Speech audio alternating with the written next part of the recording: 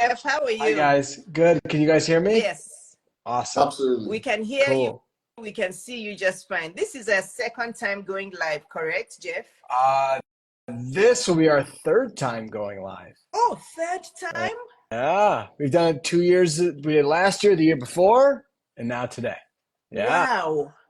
So both of you have gone live with you three times before. Well, this is the third time. I'm good. This is the third time I'm also going live with the Lagos divorce lawyer. So that's absolutely amazing. So we're all pros at this. Then we're going to start because I have a funny feeling that maybe we got the time zone wrong with Dr. Sam because he's usually on time because he's all the way in New Zealand. I'm trying to remember his wife's, whoever is on this live, if you know Dr. Sam, or if you know his wife's handle, can you send a message to his wife's handle as well? But we're going to start, and I'm sure he can jump in anytime. So, hi everyone, because I know there's going to be so many questions, and I know that I'm going to have lots of questions with for the gentlemen. I'm not even going to introduce them.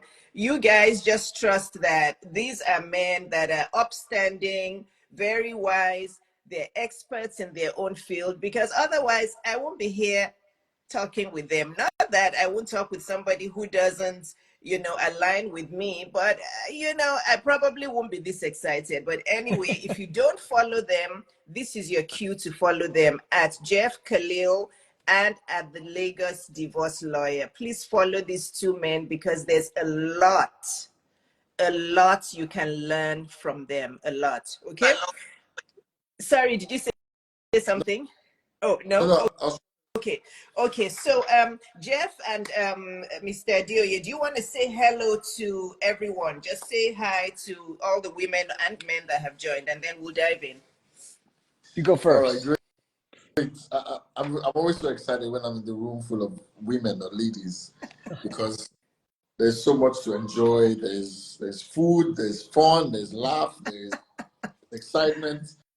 So I'm sure we're going to be seeing a lot of comments flying in, as we speak. And I can't wait to share because, listen, I think women are the most advantage that we have as men. We can leverage on the power that women have, on the contributions that women have. So I can't wait to share what the men's perspective is to all these things. Because for me, and I'll say this because this is my field, right? For divorces, research has shown that when a man does well in a marriage, there's every chance that marriage will be successful. Mm. So once the men get it right, there's every chance that the marriage is going to be good. But we'll talk about the women today, and I can't wait to share. So welcome, everyone. Thank you for joining in. For those that are coming in from my page, you're welcome. Welcome. Thank you, Hi, everybody. Thank Jeff. you for being here. I'm excited to really just dive in to some topics that may be uncomfortable, but also are super important. And to piggyback off of that excellent synopsis right there is we are perfect complements to each other, men and women. And we want to make sure that we emphasize each other's strengths instead of look at each other's weaknesses.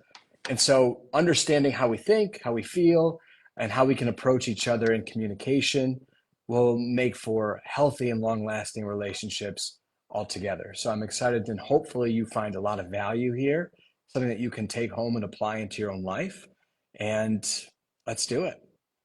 Thank you, James. Thank you so much. So we're going to dive in. The topic for today is misery in marriages. What are the causes and what are the cures? Now, I don't know, it may be because of the line of work that I do, maybe because I'm a relationship coach and I attract women who are having problems in their relationships and in their marriages. It may be that, but I don't think that's the only reason. But I just feel that there's a lot of women going through misery in their relationship life, in their dating life, and in their marriages. So I want to ask both of you, and since Mr. Dioye went first, this time, Jeff, you are going to go first. So have you You got it. noticed the same trend in your line of work, and why do you think that is? I would say not only in my line of work do I see that, but I think I just see it in general in life. And what it comes down to, it's pretty consistent, is usually two things. One is that when a couple gets married, they're in a different situation, different feelings, different euphoria, if you will.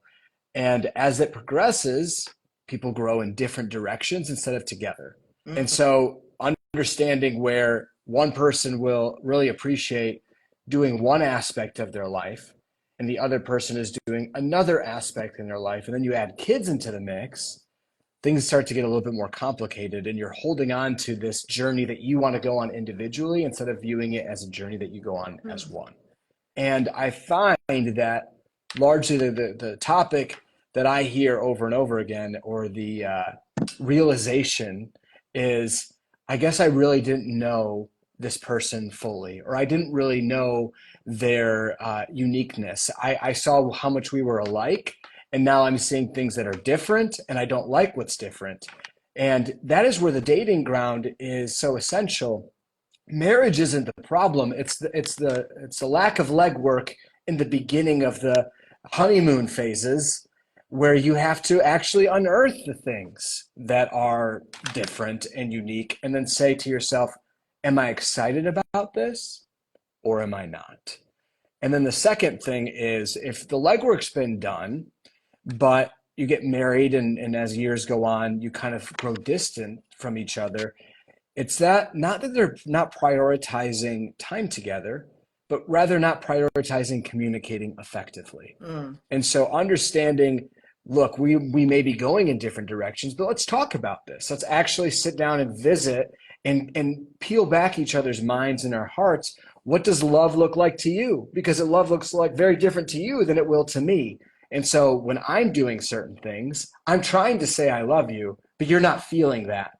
So we try to communicate how we want to be loved, but really we need to communicate how they want to be. And that takes communication and understanding. Wow, I wrote down so much while you were talking. Thank you, Jeff. But I'm going to let Mr. Dioye answer this, and then I'm going to bombard you with so many questions. I think Deal. Jeff has put it so good. For me, one of the major reasons you find misery in marriage, is particularly from the woman perspective, is unmet expectations. So most of the times you get into marriage with certain expectations of the other person. And because most times when you're dating and you're having a lot of communications verbally, but it's a different case now when you get into marriage and you're having to practicalize those expectations. And once you begin to live with someone every day of your life, 7 days a week, 30, 31 days a month, 12 months a year, it's a different scenario. It brings out different personalities about you. And that's where you have to decide. You have a decision to make. Because everyone has a picture of who they want to get married to. And that picture starts literally from when they're teenagers. You see people say they have their spec lists. You see people say they have their everyone just has a mental picture of who they want to be with. And that's because nobody exactly knows you more than you. So if anyone knows who fits you, it's you. So most times when you meet people, and everybody puts their best foot forward when they meet you, by the way. Everybody likes to, show the best stuff. In fact, I believe that happens all through the dating phase right until marriage. But marriage has a way of exposing and showing your true self. So most times when you get into marriage, you see yourself realigning and recalibrating your mind. Your expectations are changing. There's a lot of evolution going on. So for me, the major cause from my own perspective, why you have a lot of divorces today is because of unmet expectations. When someone doesn't meet your expectation, your hope is dashed. I had a live session yesterday, and it was amazing with my guest. And she mentioned to us that the most dangerous feeling or emotion in marriage, she told us to guess. Of course, people guess love, people get hatred, people get anger. But you know what she said? The most dangerous emotion in marriage is hope. Because you get into marriage with, high hopes that everything is going to go fine. As a matter of fact, people get into marriage thinking that there is never going to be a conflict. We're just going to be good every day. We're going to be amazing every day of the week, twice on a Sunday. It's going to be rosy. But you know what? You get into it and you're seeing lots of stuff. So, unmet expectations. Then the second thing I would say is, when your life goals don't align. And it's incredible that's the case. Most times, say that again. When your life goes don't align. Oh. Or can't complement each other. Yeah. So marriage has a way of really, really revealing what you really are about, what you want to do, the core of your existence, what some people will say will call your purpose in life. So when our purposes don't align, I mean, if I'm a career man, as it were, and my wife is, someone that doesn't really align with that, right? It has a way of, causing so much strain in marriages. So for women, the most important feeling is women almost take marriages or make choices in marriages like they're choosing a job. So they've got an idea of what they want. They are very specific. Women are very detailed. They're emotional, but very detailed. So when you don't match, and that's why you can have 5 women, or 5 men rather, speaking to a woman, but she knows exactly what she wants. And once a woman meets you, day one, she knows if she's going to be with you or not. Quickly, straight away, from the way you're communicating with her, she knows exactly if, no, I don't think this guy fits what I want, because they make their choices very transactionally. They make their choices like they're trying to choose a job where they want to join. So most of the times, when life goals don't align anymore, when responsibilities don't align anymore, when it is what I ordered versus what I got, that's where the problem starts.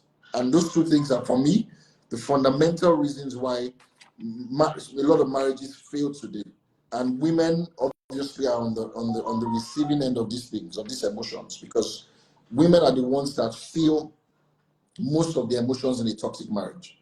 So a lot of men are comfortable staying in toxic marriages. They're fine. They're good. They go out and do what they want to do. But the woman is very structured. She wants a definition. What are we doing? Most women would rather not want to stay single while married. Because it's possible to be married and you feel single. It's the worst feeling happens every day. Oh, it's the worst feeling in the world. But the flip side is this. Unfortunately, ironically, we've got a lot of women in that situation. Yes. Coincidentally, some women are comfortable. They've made a bed and a bunk in a toxic marriage that isn't working for them. I believe that's the reason for this live session. It would really expose a lot of women to how they can, boost their self-esteem and know who they really are. Because I tell you one secret for men like control. They want to control the narrative.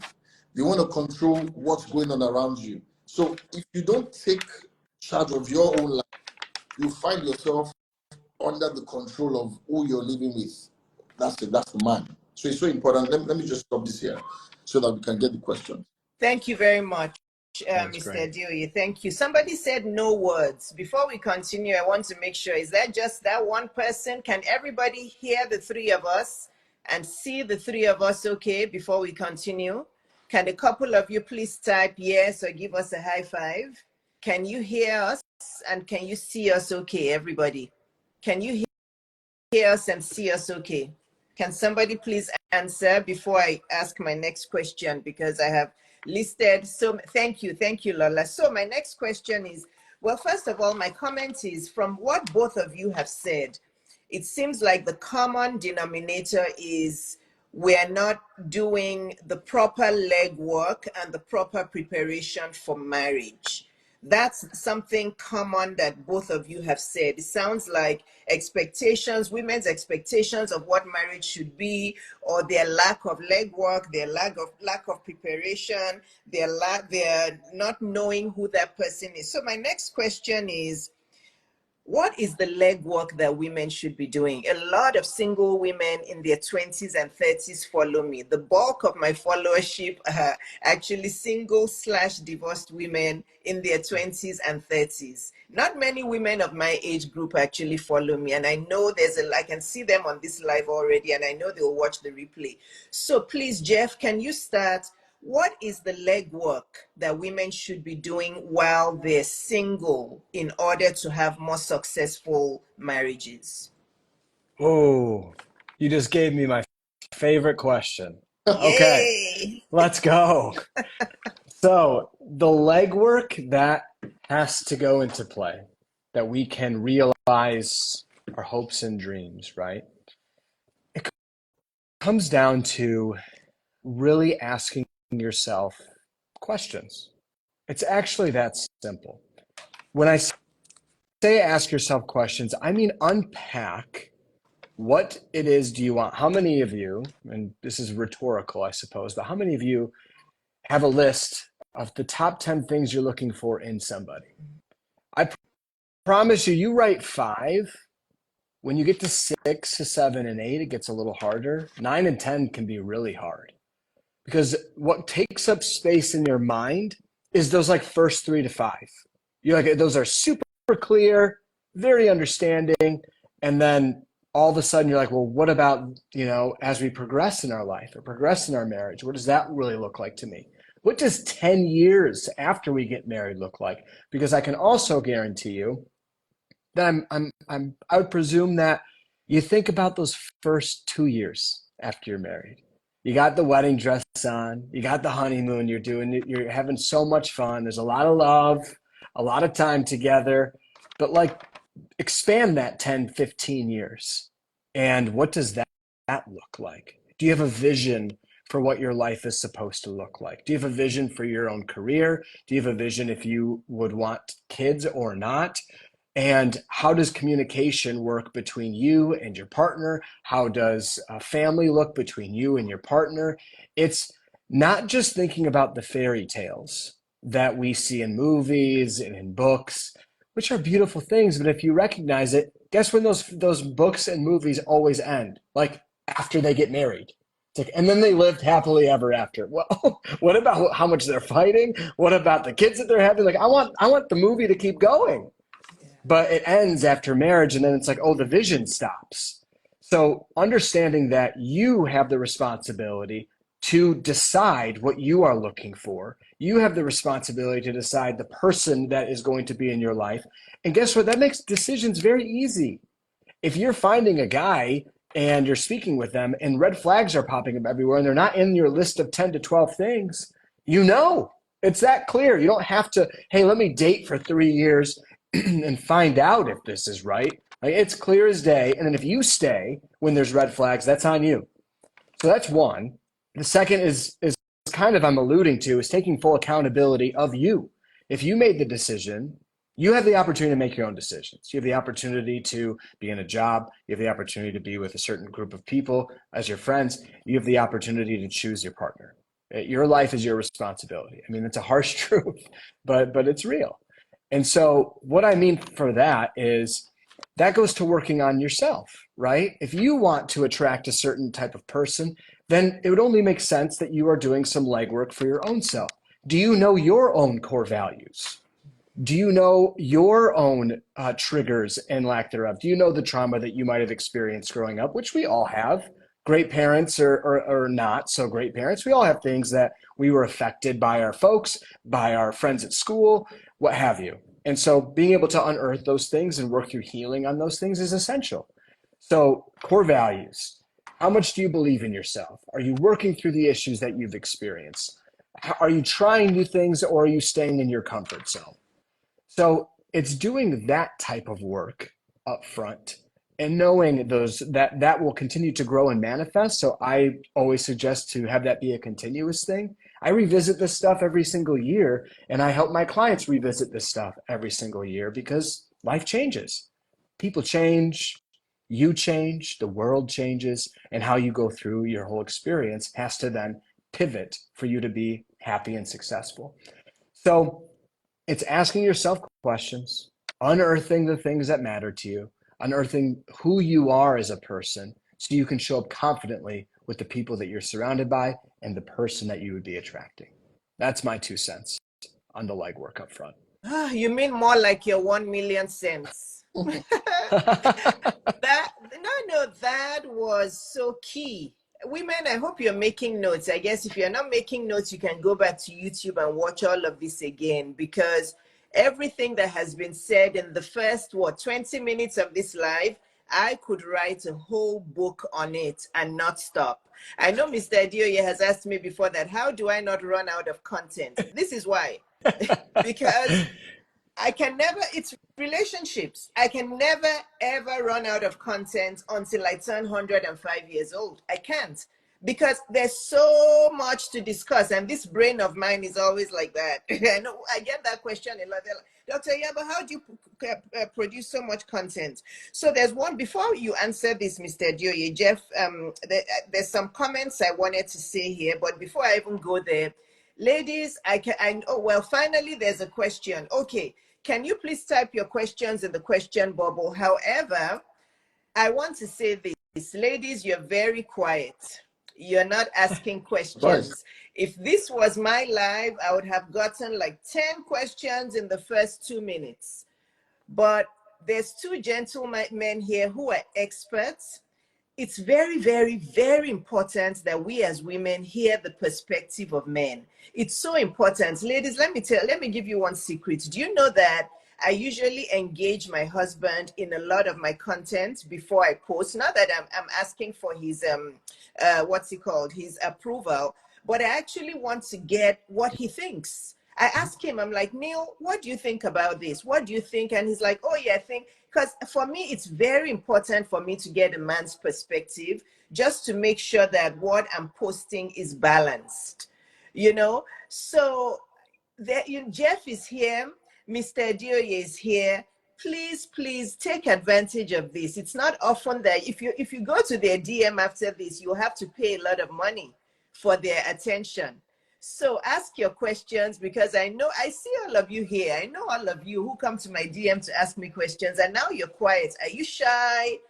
What is going on? Ask your questions, because I want you to hear from a man's perspective. It's very, very important to hear from their perspective, because as much as all of you want to believe that all men are bad and all men cheat and all men are toxic and all men are narcissistic, I want to tell you it's a big lie that society is telling you. Okay?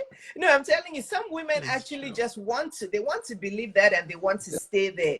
And in fact, there's some women who, if they see you actually in a positive relationship or positive marriage, they'll try to say things to you like, give it 2 months, you'll see what he'll do. Women have been so battered by negative relationships that they've told themselves all men are bad.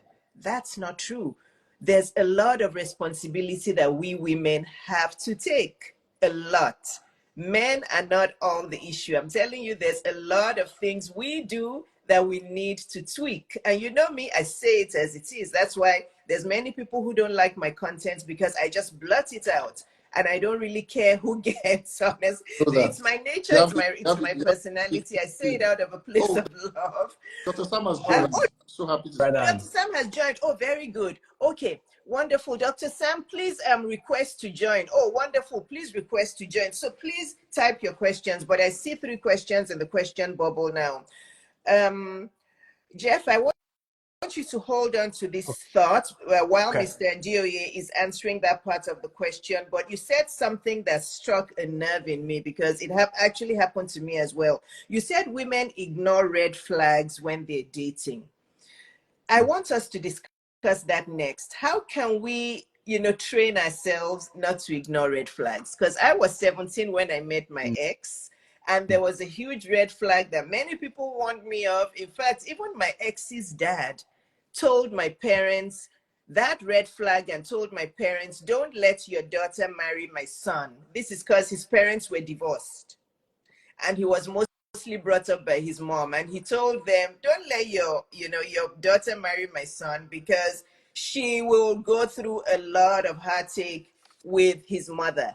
You know, so, but not only did he tell my parents, other people who knew his mom told me and said, are you sure you want to marry this guy? His mom is a handful. And I'm like, oh, whatever. Is she going to live in my house? Who cares about what you're talking about? And we're moving to the UK and she's in Nigeria. Oh, these people just don't want my happiness.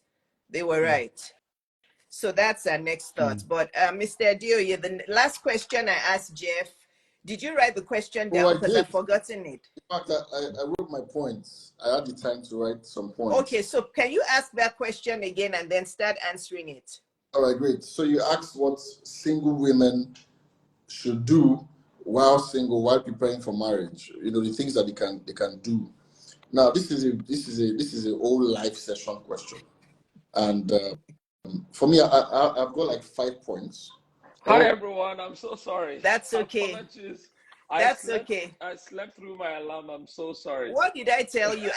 What time is it in New Zealand? So embarrassing. It's 7 a.m. Oh God. But I'd woken up way earlier. I'd woken up way earlier to watch a game. And then I said, oh, I'm just going to just lie down for 30 minutes and then I'll be back up again. And voila. Oh, that's fine. So Apologies. 7 a.m. on which day? 7 a.m. Saturday or Sunday? Sunday morning. Sunday morning. Yeah, so you see the time difference. Right now for me in Atlanta, it is 1:40 p.m. on a Saturday.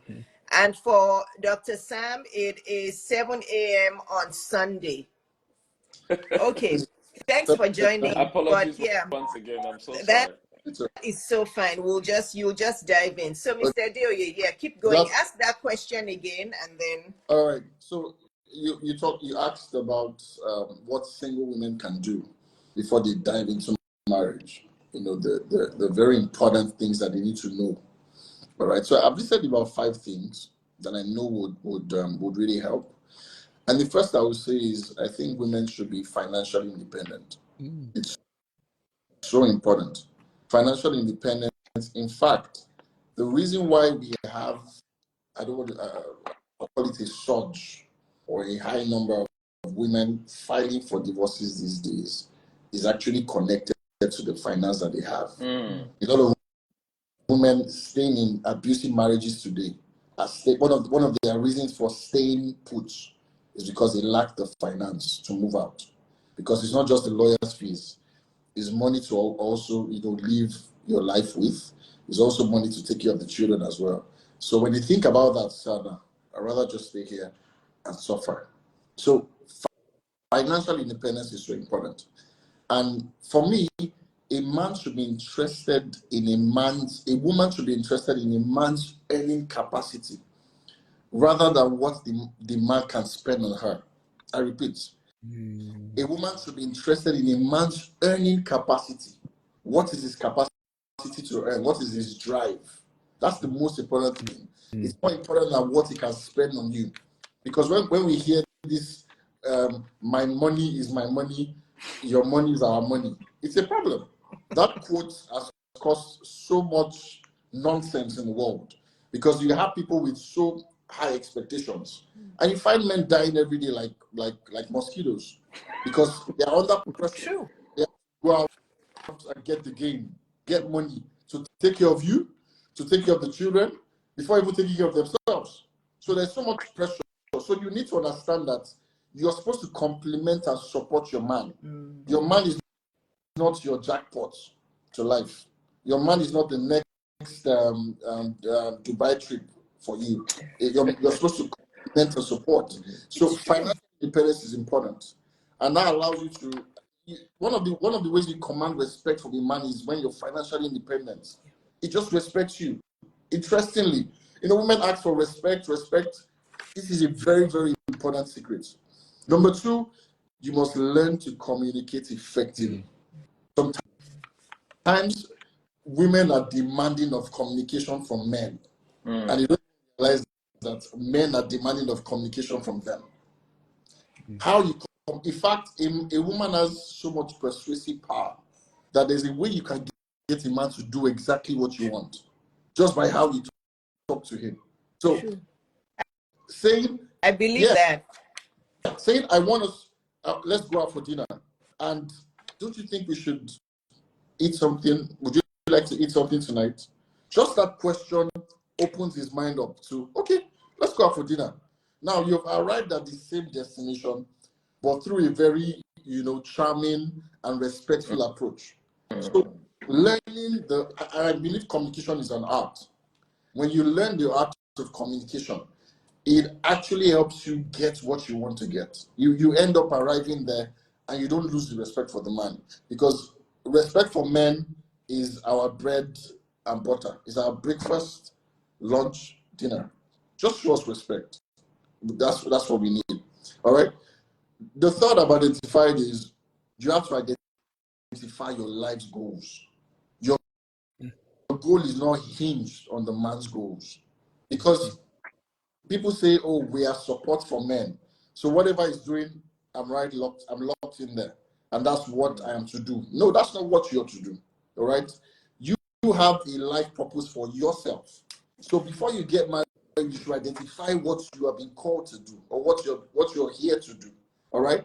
Now, what you do is you try to you find alignment with your partner's goals, support each other, you push each other. So you're not to find your own life's expression in a man's life or his expression. So when he dies, what happens? Are you going to die with him? So identify your life's goals. The next thing I'm going to say is get your esteem right. Your what? Oh, esteem. Esteem. Get it right. Because the worst way to meet a man is when you have low self-esteem. Everything becomes acceptable. Abuse becomes acceptable. You're not able to make decisions with your head, because women are very emotional. So they make decisions with their heart. I used to have a friend, a flatmate back then in the uni. She comes back home with a swollen eye. Her boyfriend has beat her up and she's beaten to pulp, literally. And she comes back home crying, and we're like, can you just leave this guy? She says, I can't leave him, I can't leave him, he's everything to me. Now, this guy crawls back to our hostel and begs. He will roll on the floor, he will beg. And men always find their inroads to the woman. They know how to get him. Through their words, through those flowers, through the Gucci bags, they'll get him. And they would tender their apology and come out like no crime had happened. And we're just going to refresh. And I mean, you can ask the ladies on the life how many times they've had to forgive their men in the course of their life. I'm sure it will be 77 times 7. I'm very sure about that. So trust me, so get your esteem right. Your esteem is the greatest asset you have as a woman. Getting into a relationship is the greatest asset. One of the qualities I like about Dr. Iyabo is I see someone with a good esteem. And that's why she can say what she says without necessarily when ladies ask some questions when we go live, she gets very shocked sometimes. Sometimes ladies ask questions to get validation. How can you ask me if cohabiting with a man before marriage and the man doesn't like me, is abusive, what should I do? What shouldn't you do? Why are you living with a man before the reason why marriage? they would ask you is because there's a problem. So what shouldn't you do is the question. They're asking you what you shouldn't do. So let me stop here because of Dr. Saf. Okay, so this is Dr. Sam. Everybody who's on this live, or if you're watching the replay, if you are not following these 3 gentlemen, you are missing out. Okay? One thing about me is that I love everybody from my heart. I have a very kind heart, but it's very hard for me to trust people. I have a very high standard. it's very hard for me to trust people. But these three men here, after God, after my dad who is in heaven, and after my husband, these three men are men that I really, really admire. I don't admire a lot of men on social media. There's a lot of nonsense that you all guys already know how. This is why I don't follow many people. I'm not a scroller on Instagram. I come onto Instagram to do very, very precise things. I don't scroll, because if I scroll, I'll just be getting myself angry, because I'm like, you know. But these three men here are men that I admire in many, many ways. So women, if you're not following them, you're missing out. The same way you binge on my content, I want you to follow them on all of their platforms. Find out if they're on YouTube, binge on their YouTube content, binge on their Instagram content, because then you learn the right things. I'm warning you ladies, a lot of the people you're following on social media and you're letting their content sink into your heart is a major part of your problem, a major part. So please follow them. Dr. Sam, we have asked a few questions, but I'm just going to carry on. And Jeff, you're still holding that thought about the red flags, right? So Dr. Yes. Sam, can you please just jump in and answer this question? What kind of, Jeff talked about women being able to do some legwork before marriage, and Mr. Dio, you said a similar thing. So what kind of legwork and preparation do you believe single women need to do before they jump into marriage? Oh, thank you very much. And I really want to appreciate everyone. I mean, the few minutes that I've joined, I've like literally all my notes have all been taken up. But I really want to stress on the aspect of purpose, self-esteem, and identity. But let me talk about identity, because I heard about esteem, but this is the unique part of identity that is so powerful. And I won't say too much so that we can also get into other questions.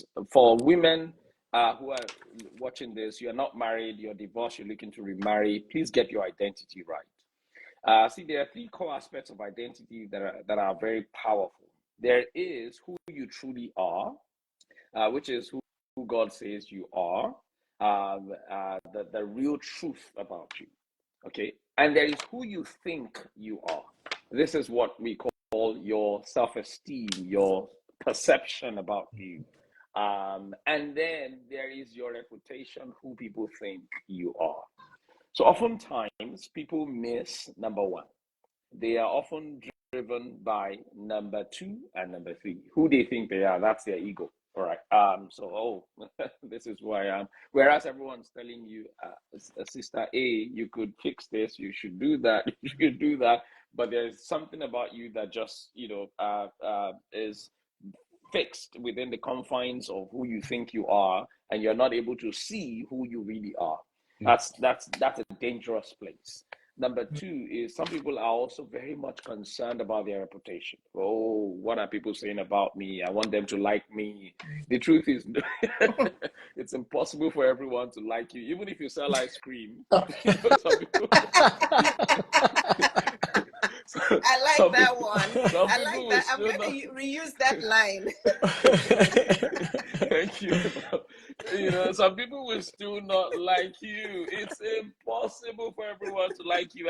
And that's why you see so many ladies trying to give themselves to men undeservingly, because they want the man to like them. All right. They just want to get attached, want to get the man to like them. And of course, something that you have to do in such a way, you have to sustain it by that same way too. So that means you have to keep giving and giving and giving and giving and giving to be liked.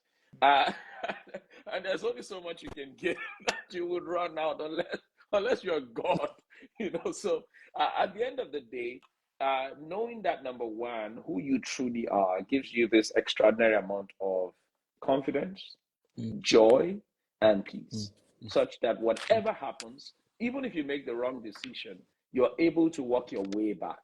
I always tell people, don't continue to live with a mistake that you have made if you can correct it. And the only way you can correct a mistake that you've made is when your esteem, when your identity is intact. You know who you are. You are very clear about who you are. And that is when you're able to say, no, this is not who I am. Mm-hmm. This is turning me into who I'm not. Yes. This is turning me into who God says I am. And can I add this? It is extremely important that women invest. I'm using the word invest here. Invest in your self-awareness. Mm-hmm. Invest in your self-awareness. Invest in the knowledge of who you are. Invest in the knowledge of who God says you are. So if you have to buy books, if you have to take courses, if you have to take some of those tests to be very aware, to know who you are, so that if anything happens and maybe you are drifting from who you are, you can walk your way back. Mm-hmm. The reason why many people don't know how to walk their way back is there's no reference point in the first place. So, so Dr. Sam, hold that thought for 1 second, because this is what you're discussing now is so important. And it's one of the things that I preach all the time. So before you continue, can you please add in, if you're not self-aware, how do you know that you're not self-aware though? That's one thing that I know you said read books, but get courses, all of that, but many women are not aware that they are not self-aware. Can you comment on that? I can't remember who said this, but the person said that he that doesn't know that he doesn't know is a fool. So self-awareness is your ability to know the things you don't know, and know the things that you know. So if you don't know something and you don't know it, then you begin to become intentional about knowing it. So, but some of the signs that you're not self-aware is number one. This one is the biggest of it all. You're always looking to please people. That's number one. It's the biggest sign. In fact, it's a red flag inside of you. It's a red flag for yourself. So before you even look for red flag in other people, this is a red flag for you. For you, because people pleasing. Okay. People pleasing.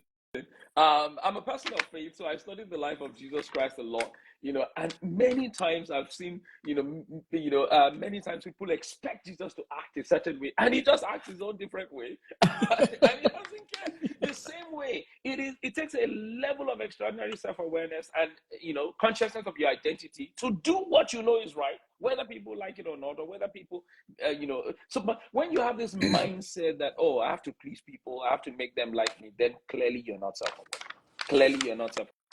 When your decisions is often driven by what people think, what people say, then you're not self-aware. Number two, when you don't like yourself.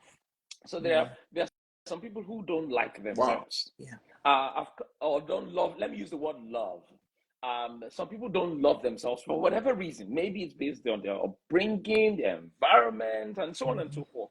When you don't love it, when you find that you just naturally dislike yourself, hate some things about you, then you are not self-aware. Self-awareness, true self-awareness, will bring you to that place where your strengths and weakness together put together would make you still love yourself. Oh my goodness. I wish we had like hours to explain this, but if you find people who don't love themselves, it's a very clear sign that they're not self-aware. And does that mean that they are perfect? People who love themselves are not perfect, but it's just a sign that they have come to this place where they have taken responsibility for who they are. And the things that they don't like about themselves, they can do something about it. They go after it. They read books, personal development. They are learning. They seek mentorship. They're doing what it is to help them be better, be a better person. I always tell people, no one is better than you. They are just doing better. They know something better. So it's important that if you want to do better too, you begin to know something better and you begin to do something better. But I'll just stop there. Those are the two core signs that are very evident in someone who is not self-aware. But like I said earlier on, please invest in self-awareness. Literally, have a portion of your budget every month or every week. We get paid fortnightly in New Zealand that you put aside for your own self-awareness. Women, it's going to really help you. It's going to help you. When people know you're not self-aware, they can easily cheat you.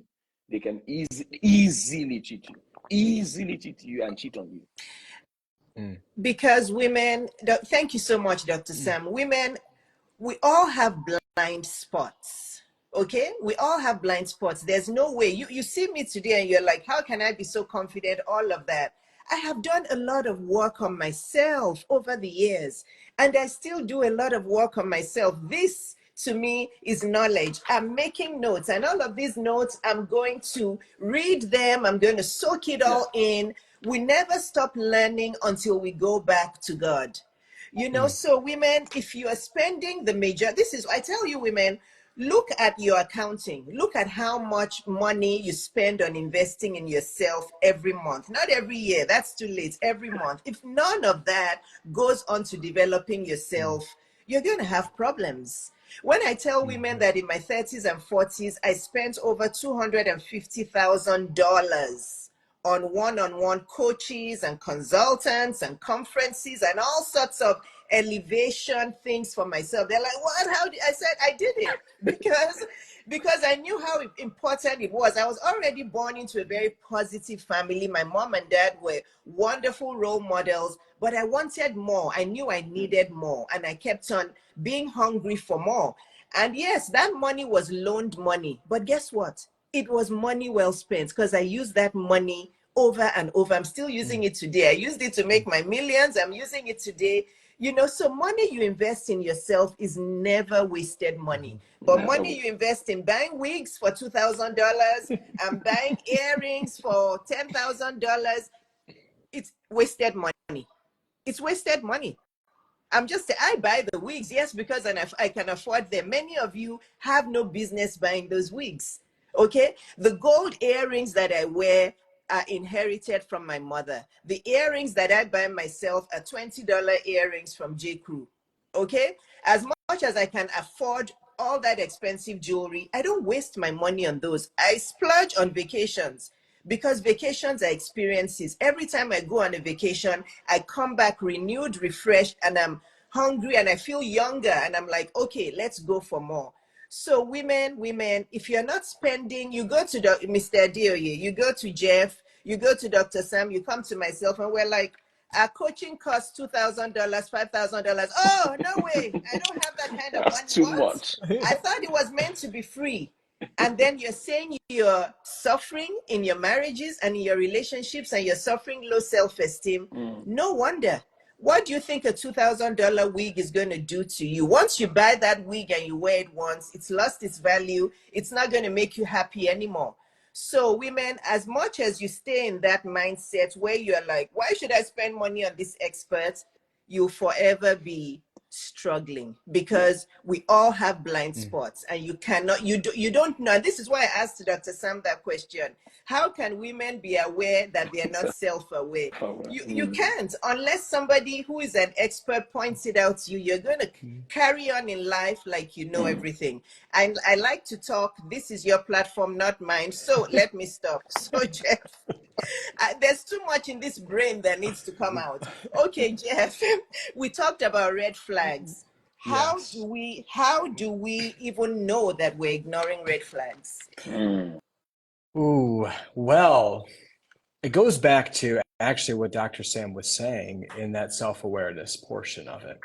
And I love what you just said is, so I have a nuanced perspective on self-awareness, and that is no one is really self-aware. You don't come out of the womb and understand yourself immediately. You have parents that say, hey, you're doing this thing. How do you think that's going to realize in your life moving forward? You have examples. Dr. Sam says he's studying Jesus. Jesus is the perfect example. How is what Jesus doing? Are you like looking at his life and then attaching it back to yours, making you realize the gaps? Having somebody that is pointing things out to you plants a seed, and then you ruminate on that seed, and in your rumination, it starts to blossom and grow, and then you have the fruit of what is then self-awareness. I am the first person, when I was playing hockey growing up, when I was in school, even with my colleagues, people that I lead, I'll ask them, what can I be doing better? What could I be doing differently? How am I doing this? They'll tell me the things I'm doing well. So I want to double down on those things. And then they'll tell me the things I'm not doing so great at, or I could use opportunities for improvement. But I'm asking for that. I'm seeking to get more aware of myself. I'm seeking to grow in my headspace, because then I can add more value to the people that I'm serving. If I don't know me, I'm doing you no service. So I just want to double down on that and say that was beautiful. And that starts with understanding red flags, because if you don't know you, then a red flag to you might be a green flag to another person. And that's, the truth. For me, faith is super important. For another person, having no faith isn't a big deal, but that would be a huge deal for me if I was working on dating somebody or my spouse, for example. So understanding, first and foremost, what you are willing to tolerate and what you're unwilling to tolerate is essential, because then you can actually pin those things as flags, green or red. So it starts again with you. Here's the kicker. And I might piss some people off, and it's a touchy subject in our modern world, but don't have sex before you're married. It connects you. It's meant to connect you in a way that should be sustained forever. It creates, and this isn't just like a faith thing. Let's be practical here, okay? There's a reason why we're asked not to do certain things in life, and there's a practical reason behind it. When you have sex, it creates a certain chemical reaction in your brain. It releases oxytocin, serotonin in ways that are so enhanced, it's like doing drugs. And so what it does is it connects the people that you are participating with into a way that is almost like needing another cocaine hit. So ultimately, leaving those things, it is true, and leaving those things is very hard. So what do? If you're an addict, you're like, oh, you know what? If I do this one more time, it's not going to hurt. I start rationalizing me giving my money out to a dealer. I start rationalizing the behavior that I'm doing. Wow. And now you're starting to ignore the things that are actually affecting you. And so you ignore the red flags more, the deeper you're in a partnership, and sex takes you to the ends of the ocean in depth. So that's just a physical, it's extremely difficult to break away from that. So that's one thing, is keep your mind clear, allow yourself to see what you're seeing. And so ultimately on the seeing what you're seeing, if you're self-aware and you have self-esteem, by the way, self-awareness is a prerequisite to having self-esteem. Yes. You can't believe in yourself if you don't know who you are. You can't love yourself if you don't know who you are. And if confidence comes from experience, then you can't try new things if you don't know who you are and you're not aware of what you're good at. So it all starts with self-awareness. Then you move into belief. And because of your belief, you try new experiences, and then you grow in your confidence. So that in of itself is your self-worth. Those three things combined. So if Jeff, tell us again, self-worth is what? Self-awareness. Mm-hmm. So really quick, let me take a quick pause. You are given worth from God, hands down. That's divine worth in your soul. Yes. But then it's your responsibility to discover your strengths. It's your responsibility to discover your gifts. It's your responsibility to utilize your talent. Mm-hmm.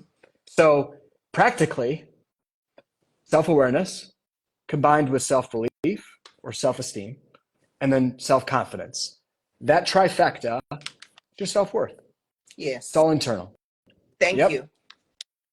So when you have those things, you start actually listening to your gut. I'm a terrible test taker. Whenever I would go and take a test, I'd be like, it's got to be C, A, B, C, or D. Even though my gut is telling me this answer and it's A, I don't like that I chose A for 3 of the answers, so I'm going to choose C. And that's something that if your gut is telling you something is off, it probably is. Your intuition is there for a reason. You need to listen to it. And you might not even be able to explain it, and that's okay. Not everything in life has to be explained. Not everything in life has to be understood. You can just say, look, I need to separate myself right now because this is something that I'm working through, and put it on yourself. Allow yourself the time to actually take a step back. Look, if it's meant to be, you'll get back together and things will figure itself out. And if it's not, you might realize things in hindsight and be like, oh my gosh, thank goodness I didn't pursue this any further. If hindsight is always 20/20, why wouldn't you give yourself the space to have some of that before you enter into a lifelong partnership?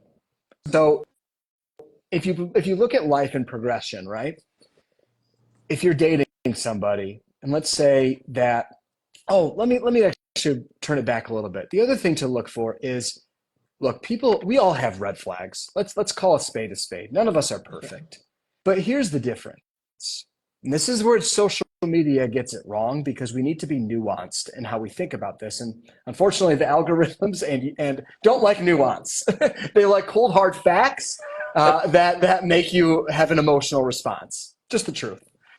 But life is nuanced. And so what I mean by that is, if there's a red flag, communicate about it. Like, look, it's making me feel uncomfortable when this is happening. It's making me feel misunderstood or devalued when you do this. Can we talk about this? Perhaps he will adjust his behavior. And then there's progress. The worst red flag is when there's no progress. The worst red flag is when you don't communicate it and it just gets worse. Yes. My marriage isn't perfect. It's working together on getting to the next level. So as long as we're making the progress together, then you heal together and you can fix things together. But if you don't communicate it, you're dead in the water, and then you're miserable, and then you get divorced. Oh my word. Gentlemen, this is probably the best live I've had so far, and we're not yet done. So I want to be respectful of our time. There's a ton of questions. Do we have at least 30 minutes more, gents? Yeah. Okay. Yes. Thank you very much. Because before I even go to the questions, there's one question I want to ask. Mr. Dioye, and thank you very much, Jeff. Thank you. Did I say thank you? I'll take it. Yeah. I'll take another one. Thank you so much. Thank you. I'm making My so pleasure. many notes, so many questions. So, Mr. Dioye, when you were talking about, I believe you had 5 points about why you believe women are unhappy or what they can do to not be miserable in relationships and marriages. You touched on, your first point was financial independence. And of course, I know why you said that. As a divorce lawyer, I agree. But I want the three of you to just give me brief thoughts on what you mean by woman should be financially independent. Because, okay, I want to say, let's say I have two daughters. One is 20, one is 26. Obviously, the 26-year-old is more advanced in her financial independence. You know, she has jobs, she's self. We visited her in New York. I was so grateful to God. I mean, I was crying tears of joy, like, what? I raised this woman who is doing so well, who is so independent, and who's so confident. And, you know, I was happy because the three of us had ups and downs, you know, after the divorce that we've had to work our way through. And I was just so happy. I hugged her. I couldn't let her go because I'm like, wow, God, you've been so faithful in my daughter's life. So she has gone further with financial independence. My 20-year-old obviously is still in college. So what would you say to these young women, or maybe somebody who's been married, who's newly divorced, who's planning to start again? When we say women, you should be financially independent, I want you to tell women what you mean by that, because that also puts pressure on women like, okay, should I be earning $50,000 a year? Should I be earning, you know, how much should I be earning? Or can I just be on my way to being independent? I thought they said men should be providers. It's kind of confusing to women. So can we touch on that briefly, starting from Mr. Dioye, then Dr. Sam, then Jeff, then we'll jump into questions. Fantastic. This is a very, very, very, very good question.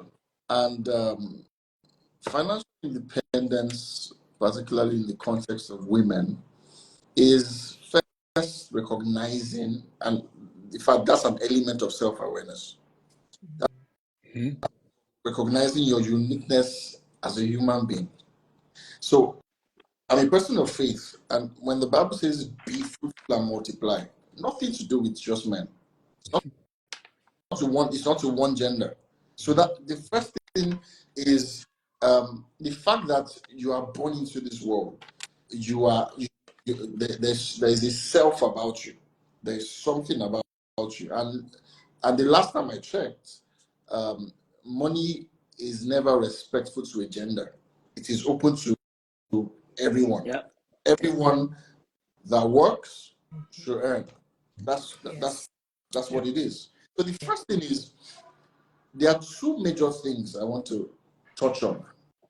And the first thing is financial independence empowers you. No one should really know when you're broke, right? You should have your esteem. It shouldn't affect your countenance. You shouldn't go out and say, "Oh, this lady's broke today." When she does like this, you just know that she's broke. No. So it empowers you. There are certain decisions you can make. There are certain conversations you can have with your man. You don't want to be in a conversation with your man and you're just quiet, because he has the money. He that pays the piper determines the tune. So he determines the tune in the house. He controls everything that happens in the house. No. So it empowers you as a woman. The next thing I want to talk about is security. Now, women like to feel protected. Yes. You ask 5 women, why do you want a man in your life? What's the first quality you want in a man? I just want someone that can protect me. It just feels Me. like, oh, that's it. Yes. Yes. So, security. And we live in a life where things happen every day. So if you depend on a man for money, what happens is you're trying to control life and life situations. What if you lose the man? I've heard of people that got married today and the husband died next week. I mean, that's very tragic. But how do you even prepare mentally for that? So, independence is the way. And as a woman, you need to understand that there's a level of dependence you can have in your independence. There's a level of dependence you can have in your independence. You should enjoy your femininity. Where you for me, it is a woman that has self-respect that deserves to be splurged on and taken care of. Not a woman that is materialistic. Yeah. A woman that, like I said before, respects a man who has an earning capacity, not a man that can spend on you. Because for some men, they spend on you because they want glory to themselves, not necessarily because they want you to look better. Sometimes their looking better is connected to how they feel. Their ego. And that's why when they notice that you get a break or you get a promotion, they are mad. Tell them that I want to buy this property. What am I doing here? What am I doing here for you? Why can't I buy the property for you? No, baby, I've got the money to buy the property. No, don't say that. I don't want you to work another day. That's a trap. Yeah. When a man tells you I don't want you to work another day, he's setting a trap for him to control the narrative all the time. And that's how narcissists emerge. They always want to control the narrative and control how you feel. Very important. So, empowerment, security, and I'll add this one, freedom. Freedom. Everyone deserves to be free. Even a colonized nation deserves to be free. Because your freedom has a way of determining how you perceive life. The reason why people have suicidal thoughts today is because they lack a sense of freedom. They feel there's something caging them and restricting their. So freedom, financial independence gives you freedom as a woman. Your freedom as a woman, and I want us to understand the balance. The balance is key, because I've seen a lot of women check out on marriages when they could have worked on the marriages just because. And you hear I've got my money. What else do you want to give me? Sex, I can get it from somewhere else, right? So women that are empowered these days are disrespectful to their spouses, don't understand authority anymore. They don't see their spouses as a head. So I do many consultations and I'm hearing, paid the school fees in 2015 for our first son. I paid the rent in 2019. It becomes I. He leaves the realms of we. And we forget that you are supposed to be dependent in your independence. This is what I say when I say you need to be able to need a man without being needy. Hey, that's true. You know, as women, we have to learn how to need a man without being needy. Yeah. How do you meet a man today and you ask him to borrow you money in 2 weeks? Well, I mean, it's a very common thing. You meet a man today and he's the one to pay the bills of your sick mom already. So sometimes men. Social media is teaching them that, though. There are many people on social media who says if your boyfriend isn't paying your bills, he's not a good man. So some people's sense of security is in how much a man can spend on them. That's why they feel secure, and that's what determines their esteem. Like what Dr. Sam said, what someone does for them. What about what you do for yourself? For me, nobody has the right to do for you what you cannot do for yourself. Yeah. No one has the right. So once you have to depend on what somebody does for you to feel good, that means there are some things you should be able to say no to. I hear everyone has a price, but I don't really like that. So you can't be bought off. Whatever you think your price is where your self-esteem stops. That's exactly where your self-esteem stops. So it gives you empowerment, it gives you security, and it gives you freedom. And those three things are so important. One last thing I'll say is there's a principle that some men use, which is very, very cunning. And for me, I will expose that now. It's what we call love bombing. Sometimes love bombing can be a manipulative trait that a man deploys. When he manipulates you on one hand, then he love bombs you on the other hand. So he's giving you gifts, he's sending you money, and to you, this man loves me. And he's beating you. He's emotionally abusing you. But he uses those things to camouflage. So you need to be self-aware. It's so important. Self-awareness, for me, if I were to tag this whole conversation we're about today, I'll call it self-awareness. Wow. Ooh, powerful. Dr. Sam, financial independence. This session is going to be 2 hours. I believe Mr. Dewey has almost said it all, literally. But if I would just reinforce one or two things, is to be financially independent, because I want to believe, for instance, a 19-year-old lady could be listening to this who's not yet married, a 20-year-old lady who's maybe still in the university and college, and they are falling in love with someone, and they're listening to this and going, oh my goodness, does that mean I have to wait till I'm, till I can earn maybe $100,000 before I get married and all of that? I met my wife when she was 19. We met online. She hadn't seen me before. So that sort of person, how do you interpret financial independence to that person?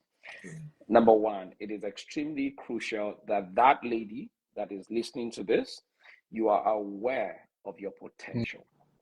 Very aware. Again, back to self-awareness. Aware of your potential, and your potential is hinged on your life's purpose. If you don't know your life's purpose, you would always be ignorant of your potential. There's no other way to put it. If you don't know what you are created to do, you will never see the summit of your life. You will never be able to picture the summit of your life. You'll never be able to have a vision of the future. So when we're talking about financial independence, we don't necessarily are talking about the money you have in the bank account. Yes. No, but the awareness, the confidence in your potential, the confidence in what you're able to become and do.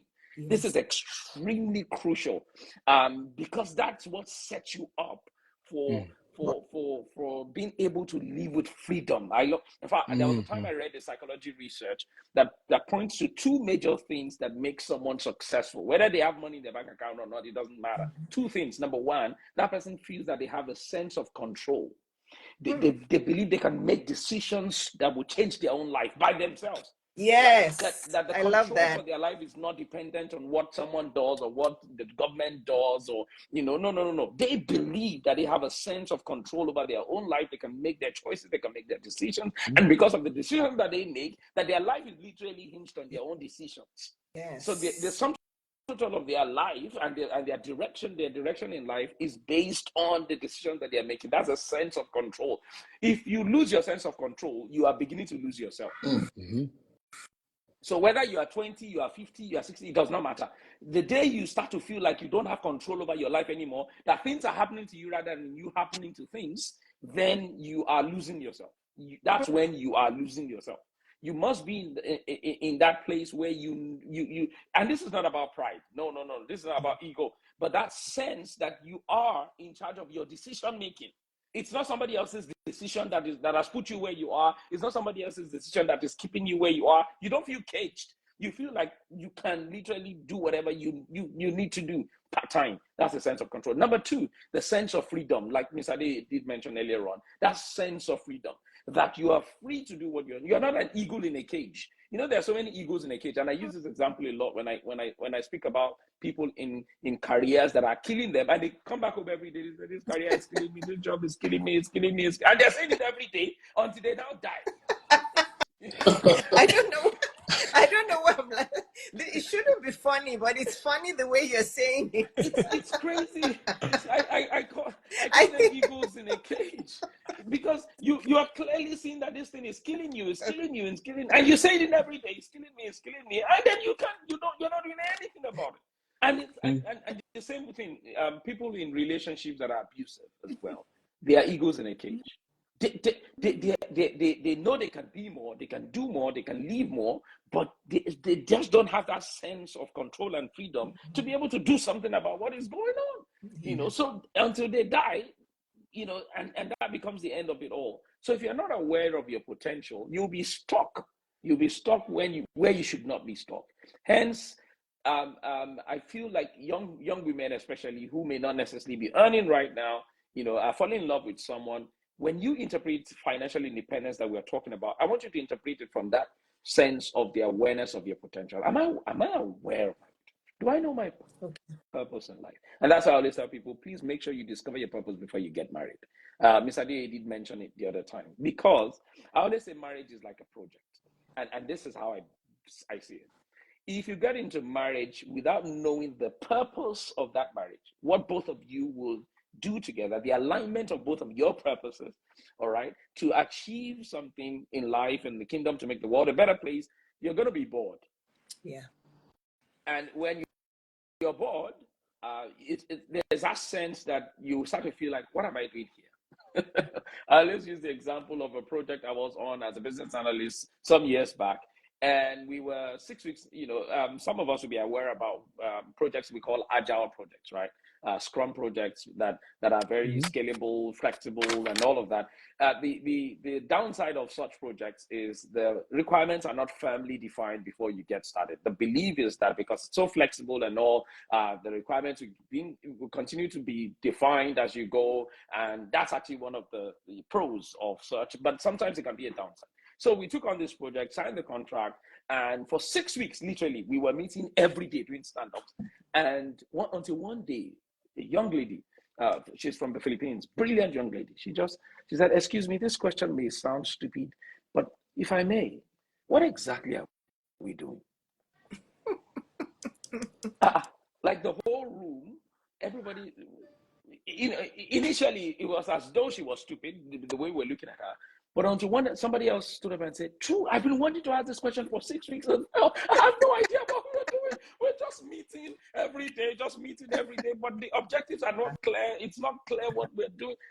That saved everybody. Guess what? Everybody else in the room started saying, "Oh, true. I don't know. True. The same way many people are in marriages where they're coming every day, meeting every day, talking every day, having sex, but have no idea what they're doing. Yes. No idea, no objectives, no clear objectives. And people soon get bored. Yeah, seriously, absolutely. People soon get bored and they don't know what they're doing. So when we're speaking about financial independence, don't look at the money in your bank account. Look at the potential. Look at the account of your potential. Thank you, Dr. Sam. Thank you, Mr. Dioye. Jeff, financial independence. Financial independence. I was listening to these incredible fellas, and it just like spawned on me, or dawned on me rather, is another way of saying it is financial freedom, which then is free from finances. And really it's free from the ideology that society places on us about finances. And so if you can take your mind and let go of the need to have certain things in your control to help you do X, Y, and Z, you start changing feelings to become choices. And so where you're looking at with finances is, why are we even asking this question? Because we make decisions for a partner based on what they can give to us from something that technically can be grown together. It doesn't make any sense that you would just rely solely on a source for something that you can build as a team, that you can build by yourself. Why would you go and choose someone if you can do it yourself? So it's freedom from the mentality that you must rely on someone else to give you your food to eat. That is a different perspective, and now you make different decisions. So if you then choose to let go of that financial burden, now you're looking at a person differently because you feel the shackles have gotten off. The anxiety goes away. It's not so much of like, hey, I need this right now because I am 25 years old and my payments to my rent are really tough and I need somebody to help me with this. It's no, I'm going to find a different way to make this work, or I'm going to downgrade my penthouse apartment, or I'm going to do certain things so I can think clearly.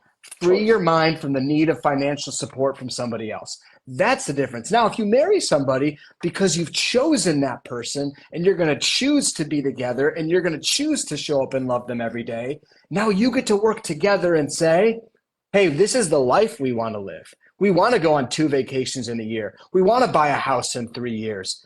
What do we need to do to get there? And if you go in the marriage that way, perhaps when you have 4 kids, like this happened, well, I have 3, and this happened with my wife, is she chose to stop working after 3 years. Did that put a lot of strain on our finances? Well, yes, it did. We had 2 incomes, and now we have 1. Are we alive? Yes. Are we happy? Yes. Are we still putting food on the table? Yes. Do I work really freaking hard? Yes, I do. And she also knows this, so she is aware and aligned with the children. And I come home and I'm present and I'm with my kids and I love them dearly. But if I come home from the office at 6:37, I'm not getting the eyes and the looks. And then there's days when she's like, hey, Jeff, like it's been a tough day. Can you come home a little earlier? I'm like, yes, I can. So now it's a partnership. The finances will take care of themselves as you work, but the freedom of that mentality that one person has to do everything while another person has to goes away. And now you're free to figure out what each other's strengths are and how you're going to add value to the partnership. That's a whole different perspective because now you're a team and you're working together. And now you can make better decisions. Oh my gosh, I am loving this discussion. This is going to change the lives of women who are ready to learn, because there's some that are like a brick wall. Some women, they'll argue with you from now till eternity. They are not yet ready. But for those of you who are ready, I hope you will watch the replay of this video over and over and over, because all of what they have said so far, there's no one book where you can find it. What Jeff just said about working as a team is so important. And women, understand also that that could even be reversed. It could be you as a woman that earns more than your husband. Absolutely. It doesn't matter. Many of you come to my DM and you ask that question all the time. But why should I be earning more? It is okay. If that man is a loving man who supports you, who supports the home, who is a wonderful father figure to the children, who, you know, who just loves you, makes you feel safe, is loyal to you, it's okay. Wouldn't you rather have a man who loves you, who supports you, who likes spending time with you, who loves spending time with the children, than a man who's working and almost collapsing, like one of our speakers said, because you expect him to buy you the next Louis Vuitton bag, the next Gucci bag, and where's the latest Mercedes Benz, and where's the... Some of you women, you look, I'm a 53-year-old woman. Let me just tell you the truth. All of those things, when you start getting to your 40s, 50s, if you're a woman with common sense, because some are still in their 70s, 80s, they still want all of those things are just things. What really matters is your relationships, the love that goes back and forth. So even if you're a woman who earns more than your husband, and what Jeff said, if those roles are reversed, if you are the one where you earn a lot more, you have to be working more, and your husband is, you know, keeping the home solid and being there for those wonderful, innocent children, it's okay. You're both going to be healthy. You're both not going to suffer disease. You're both not going to be stressed out. Okay? When you get married, your money is both of your money. This is why it's important to choose a man that is a good partner. Stop choosing men based on the fact that when you're dating, they didn't pay your bills. When you're dating, they didn't buy you a bag. When you're dating, they didn't buy you the wig you wanted. When you're dating, all of these people you're following on Instagram that are telling you that a man who is broke is not a good man to marry, be careful. Because you don't know what they mean by broke. They could mean that this man just doesn't buy them a Mercedes Benz, or he doesn't buy them gold jewelry. Broke is different from broke. What I consider a broke man is a man who sits around and doesn't have any drive. I think Mr. Adioye used the word drive. A man without drive, a man without ambition. He sits around all day playing video games, you know, or watching football. No, I'm telling you, some men watch soccer or watch football 7 days a week, Around the 24/7. clock. You know, round the clock. Okay, yeah, that's a broke man. But when you say broke, because he's not buying you designer bags, he's not paying you the bills. Listen to me, women. It is not your boyfriend's responsibility to pay your bills when you're dating. Well, boyfriend, right? Dating. It is not his responsibility. If you're following anybody on Instagram who is saying that, unfollow them, because they will drive you into the pit. It is not, you are, unless you're disabled. If you're an able-bodied woman, you guys are laughing. Honestly, I'm talking about this because you guys can imagine the kind of, please mind my language, foolish DMs I get from women. They judge men based on the fact that he's not paying their bills. Why should your boyfriend be paying your bills? Is it prostitution? No. That's no different than prostitution, in my opinion. If that were your son, what would you advise your son to do? If that were your son, your 28-year-old son, dating a woman, and he came home and said, Mom, my girlfriend said I'm not good because I'm not paying her $300 bill, what would you say to him? Would you say, yes, you must be paying her bill, or would you say, no, that's not a good girlfriend material? So women, you know, it's prostitution. If you're expecting gifts and money from your boyfriend that you're not yet married to, that's prostitution. Okay, sorry, but sometimes my words are very blunt. It's just the way I'm wired. Okay, can we can we please go to the questions? If anybody needs to leave, I will not mind at all if you just quietly leave. Honestly, we will not mind, because I know I've already gone ahead. What I'm going to do with the questions is I'm going to give it to each person so that we can try. We'll answer as much as we can. So this question will be for, let me see, if a guy is okay, Dr. Sam, this question is for you. If a guy is interested in a lady, what can the lady do to show that she's interested? If a guy is interested in a lady, what can the lady do to show she is also interested? Oh, communicate about it. I believe very strongly that the role of communication is often misunderstood, or many people just don't know how to communicate. So someone's interested in you, you're clearly interested, that's a game. Mm-hmm. So communicate about it. I noticed that you're always around me, you're always talking to me, you're always calling me. Can we define this relationship? There's no hiding. So there's also this mindset that I don't want to come in cheap or whatever. No. If someone's hanging around you all the time, they're calling you all the time, put it on the table and ask the guy, excuse me, let's define this. Do you, because I see the way you're always around me, you care for me, you call me all the time. Is this a relationship? Let's go straight to the point. I don't know how old that person is, but if you don't have time to sit around. Define it so that it's very clear, so that no one is manipulating you. And if that person is saying they're not interested, then you know what to do next. Remember we were talking about that sense of control? Exactly. That sense that you can make the right choices to move your life forward. So when you see someone hanging around you like that, you want to be very clear they're truly interested and they're not just trying to just hang around you. So that's the simple answer. Straight to the point, communicate like an adult, and put it on the table. Okay, thank you, Dr. Sam. Next question. This is for Mr. Dioye. How can we need a man without being needy? My problem is over independence and I act it. So she's asking, how can she need a man without being needy? Because she feels like she portrays over independence. Wow. That's a very, very deep question, because did you say over independence or over dependence?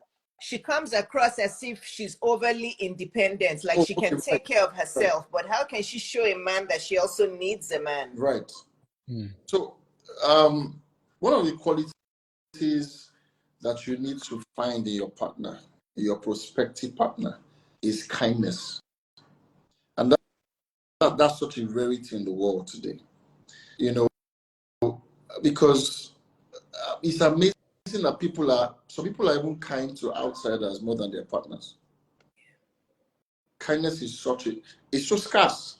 So you want to check his kindness levels when you're dating him, right? Because you must understand that there's you being feminine, right? Because the balance is very key to this conversation. We have women that are, independent, they can get their stuff, they can buy things for themselves and all of that. But sometimes you want to be splurged on. You want to enjoy your partner's funds too, as you should. Yeah. And you must also put yourself in a position where you can also show kindness to him. Some women need to learn the art of showing kindness to men and not just expecting kindness from them. Because you should be able to be in a place where you can actually give what you have. You can't give what you have. I like this a lot, Mr. Dioye. Sometimes we women forget to be kind. Yes. You're right, but keep going. You're right. The Valentine's Day has just passed, and it would amaze you that if you have to do a census, or if you have to run a statistics of women that give their partners gifts, you'll be shocked. After marriage, are we talking about after marriage? You'll be amazed that some women are expecting gifts, but they don't plan to give gifts. So one thing I say is, it's important that you stay in your femininity. Very important. Be with someone that can show you love and affection. Now, when we talk about somebody taking care of you. It is not somebody taking full control and full care. So a man actually should see care as a duty, not an option. It's called a duty of care. You have a duty to show care. And it should come from a heart of willingness and from a heart of kindness. So as a woman that is over independent, you need to tone it down. Communicate with your spouse. I mean, I'm assuming you're married. Communicate with your spouse. Try to get your spouse to a point where he can do things for you. You deserve to be loved. And guess what? Love is not only words. Love is also in giving. So the same way you give is the same way you should receive. Very simple. So you need to tone that down, and you need to, work on how your mind works. Sometimes you hear women say, no, I don't want anything from him. I don't want anything from her. I don't want to seem needy, as it were. Yeah, you shouldn't be necessarily needy, right? But you can enjoy, what your man has to give. And some women rather, shut the door to enjoy from their men. It would amaze you. Some women would rather not enjoy anything from the men and just say, you know what, I'll sort things out myself, don't stress. No, that's a good stress. And I feel, honestly, Mr. Dioye, you're right on that. Yeah. And I honestly feel that those are women who expect material gifts, but then when their husband wants to help with cooking or cleaning or something or doing laundry, they don't want him to do it because they feel like he's not doing it the right way. But on the other hand, they expect all of the shiny stuff, but they don't want to take gifts, like gifts of service. He's doing the dishes, he's doing the laundry, he's cooking. Oh, the food doesn't taste good. Eat it. You're not gonna die. Even if there's no salt in it, put the salt on or add some seasoning. Women get very fussy with the things in the house, but then they expect all of those shiny stuff, right? Isn't that what you're saying? Basically, sometimes over independence affects your attitude as a woman. Yes, yeah. Yeah, the way you react to the man.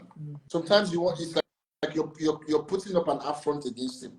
Yes. And words, words are the way they are vehicles. The way you convey your words to him.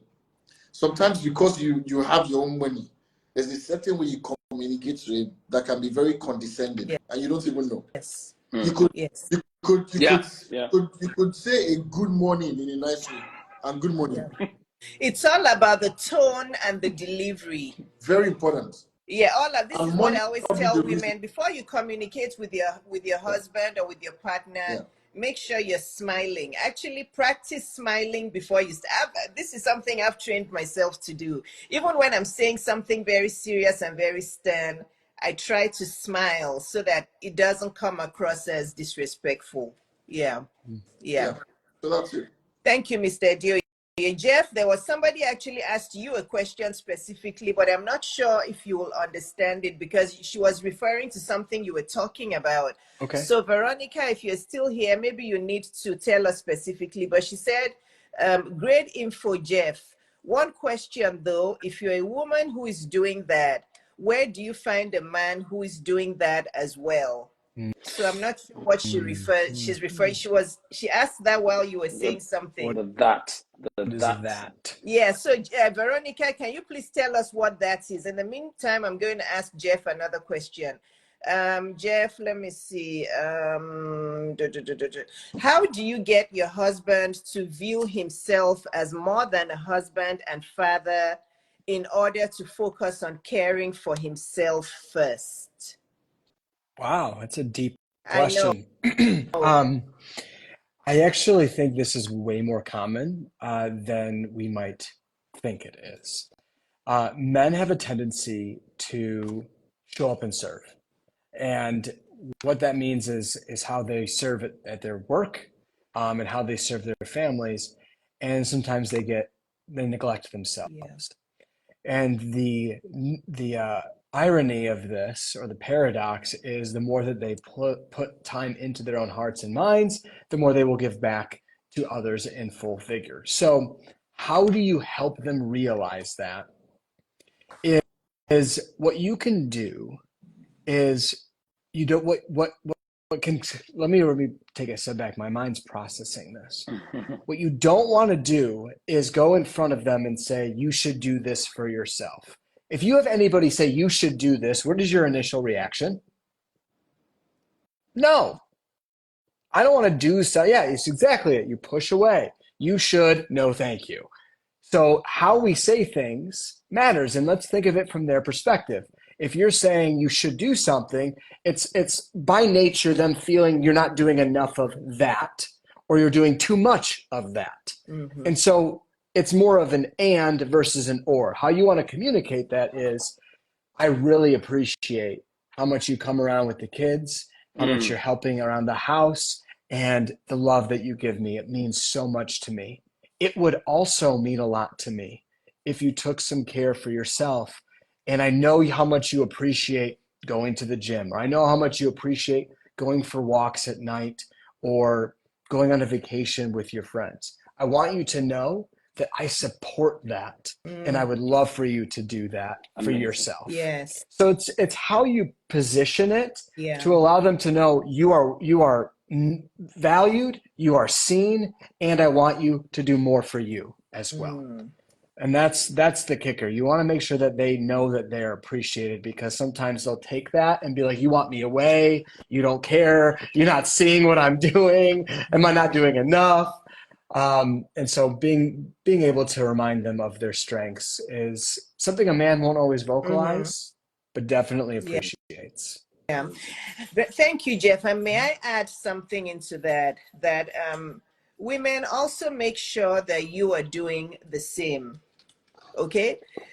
So if you're a woman who is a couch potato who sits around all day, I think I need to like put a filter on my mouth. But I find this quite common in women.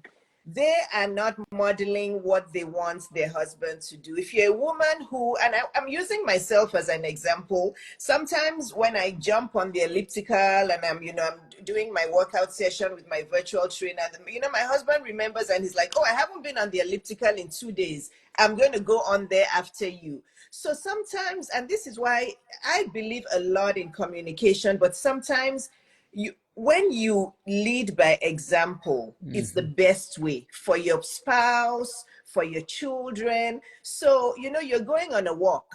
Are you, when you're going on a walk, oh, honey, do you want to come? Do you want to come? Let's walk. Oh, I'm watching football now. Oh, that's fine. I'll wait till you're done. So women, make sure you're doing the same. What kind of food are you cooking? Okay, you're complaining your husband is gaining too much weight, but are you conscious of the kind of food you're cooking for your husband?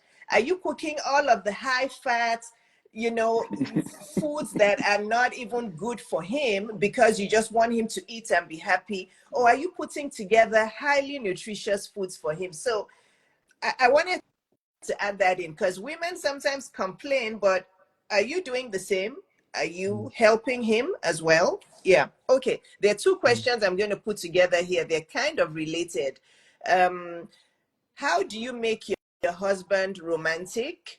And where can we find a normal guy? It seems like there are no normal guys anywhere. Oh, Who man. wants to take that? I think yourself to take I was gonna pass. Dr. Sam, you take that because you came late. So where are all the normal guys? That's my And punishment. how do you make a husband? How do you make a man romantic? Just send him to the romantic school. I mean, we're having too much fun on this live now. I mean, for the life of me, I don't even know how to answer that question. But the truth is this: you can't make anyone be anything. You cannot make, unless you are God. That's when you can make something. You can't make anyone do anything or make someone be something. Like Jeff was borrowing, lent us that wisdom the other time in how women should talk to men. You can't make. You can request. You can plead. But you can't make. So this is why it's so important. I coach women as well, And I've seen many women, especially when it comes to their life's purpose, get stuck with a man that that literally is irritated by their life's purpose, irritated by their own calling, and the man wouldn't let them do it. And they will come to me and, coach, what do I do? The truth is, the question is, how did you marry that man? Why marry such a man? Yeah. So before you ask this question, how to make a man romantic, if you're single and you're listening to this and you're in a relationship with a man who is not romantic, and being romantic means a lot to you, excuse me, do not marry such a man. Don't excuse it. You know, if you're that sort of Romeo Juliet sort of person who is a sucker for love, sucker for flowers and all of that, and you are in a relationship with a guy who's always like this, you know, always serious, authoritative, and never, you know, doesn't hold your hand. You know, there's some women who bemoan their marriage, they bemoan their husband. They say, my husband doesn't hold my hand, he's not a social media person. Why did you marry the man in the first place? You know, they married him because he gave them a Gucci bag. And now your stock is not supporting your calling. It's not exactly now you're complaining. It's not taking you out to restaurants. I was in a leaders retreat yesterday, and I was talking to the leaders. All of them I was the youngest. All of them are in their 50s. And I was telling them, I said, husbands, take your wives out to the restaurant. They looked at me, they were shocked. Why? Because they don't do that. Their dads, their parents never showed them that example, because all of them are Africans. Their parents never showed them that example. Taking their wife to a restaurant sounds weird when their wife can cook at home. You know, so don't marry such a man with that sort of mindset in the first place, so that you don't ask us this question, and that how can you now make him remote him? You are not God. So, but let's assume you have now made that mistake. What's that second question again? Where do you find normal men? Normal men, yes. Please go to normal shop. But the truth is, I mean, I don't know what normal men mean. I have no idea. But if normal men means good men, then it means you have to also be intentional about where you are looking for men, and stop looking for men. I've always told people, number one rule of finding a good man is to stop looking for him. That's the truth. You just position yourself, live your life, fulfill purpose, do what God has called you to do. And I always realize this. The right man who is also fulfilling purpose, there's always this magnet, the alignment of calling that would pull you both together. That's what I've realized. Absolutely. But when you see women who are lazy and waiting around, waiting for the man to come, one man, you know, or looking for one normal man, that's a red flag. Yes. Men should not marry such a woman. Okay. You see, that you men are too nice. That's what I was going to say. I was actually going to answer the question and say, if you are looking for a man who is normal, perhaps you are the one who is not normal. Yeah. Because women don't want to hear the truth. They just have it plugged in their brain that men are the issue. Men are the issue. No, men are sometimes the issue, and women are sometimes the issue. So if you cannot recognize normal men, like Dr. Sam said, stop dating. Why? Because you have a ton of healing to do. Absolutely. You have a ton of introspection to do. You have a ton of self-questioning to do. Because if you're saying there are no normal men, you are the red flag. Not the men. Absolutely. You are the red flag. And if you keep on dating with that mentality, you'll end up with a terrible person. Yeah. For that person who's asking that question, let's assume you've married a non-romantic man. We can only pray for you. That's number one. But let's assume that you have married a man that is also teachable. If you have married a man that is teachable, absolutely communicate about it. Talk to him. And I always tell my wife all the time. I always tell her, I said, I love it when you ask me what you want. It's a beautiful thing. I hate all this manipulative way of asking for what you. No. Just tell me you want your back rubbed. Tell me you want your booty rubbed. Tell me directly what you want. It's It's the most sexiest thing ever. Yes. All right. So communicate to him, this is what I would love, especially if he's a good man and he's teachable. He may not be romantic, he may not have learned it, he may not have seen it anywhere, because what you behold is what you become. And if you haven't seen it, you don't know what to do with it. So tell him, honey, this is what I would love us to be going out regularly. I would love us to be doing this. If he is teachable, then is most likely going to pick those things up one by one. Like Jeff mentioned the other time, all of us have red flags. All right. So that might be his own. But if he's a teachable person, then he will learn. But if he's not a teachable person, we'll be praying for you. We pray that God will help you. Because sincerely speaking, there's nothing to do in that regard. We'll just be praying for you, and hopefully one day you'll be delivered. Amen. You cannot make anybody do anything. Okay, so I'm going to ask the last question and we'll get out of here. But I do want three of you to please touch on this briefly. I'm going to combine my question with another question. A lady asked, why do women feel the need to save men? Why do they feel the need to save men and to ignore red flags? That's one.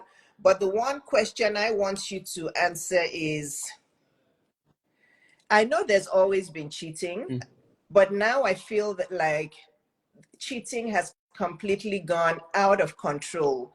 Lately, I have coached several women who are nursing STDs or STIs, however you want to call it, from their husbands because they are aware that their husband is cheating on several other women, and he comes home and has sex with them without a condom, and they've treated STDs over and over, and they still stay there. And these are men who come and go. They don't quite live in the home. You know how these days some people live in America, their husband lives in Nigeria. So it's just, and they know he's cheating. But what is going on? Because it's like a zoo out there now. Can we please, because women are also accepting cheating. Women are coming to my DM now asking me, what are my thoughts about polygamy? Honestly, women are starting to ask that question because they're trying to convince themselves that maybe polygamy is the way. So they're coming and asking me that, what are my thoughts about polygamy? Because, their husband has these other women and their friends are telling them that they're stupid to leave a man because of cheating. Their husband is refusing to go to counseling. It's a pandemic out there. So I really want to hear from men. What is going on? Why is there so much cheating? Why are women starting to feel like it's normal? Whoever wants to go first. Wow, this is a big situation we have here. So I'll start with the first question you mentioned about women, thinking about saving men or changing them, because they love these men. So what you see when you're dating someone is what you get. You need to leave people when they show who they are. It shouldn't be that difficult. If somebody shows you, I am red, don't say the person is orange. Believe the person is red. Some people complain that people don't show them who they are. Now somebody is showing you, you're still making excuses for the person again. It's ridiculous. The chances that you'll be able to save someone or change someone is ridiculously low. Yeah. You have to find someone that is teachable. So the first thing I want to say is we need to learn to normalize breakups. It's not a bad thing. You can have two fantastic people that won't work together.